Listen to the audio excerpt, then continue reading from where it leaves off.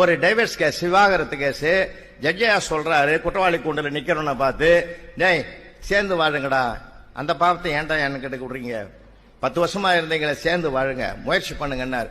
நானும் எவ்வளவு முயற்சி பண்ணிட்டு முடியல. எஜமா நீ பிரிச்சிரு, நான் ஒரு முடிவோடு தாங்கிறேன். சரி நான் ஜட்ஜ்மெண்ட் எழுதுறேன் கேளு. அந்த ஜட்ஜ்மெண்ட்ல என்ன இருக்குது எல்லாத்தையும் எழுதிட்டு கடைசியில் ஒரு வார்த்தை என்னாரு, அடுத்த மாசத்துல இருந்து உன் சம்பளத்துல ஜீவனாசமா அந்த அம்மாவுக்கு நீ ஒரு பாதி சம்பளத்துல கொடுக்கணும் அப்படின்னாரு. சார் அவன் குற்றவாளி கூண்டில் நின்று கலகலன்னு சிரிக்கிறான்.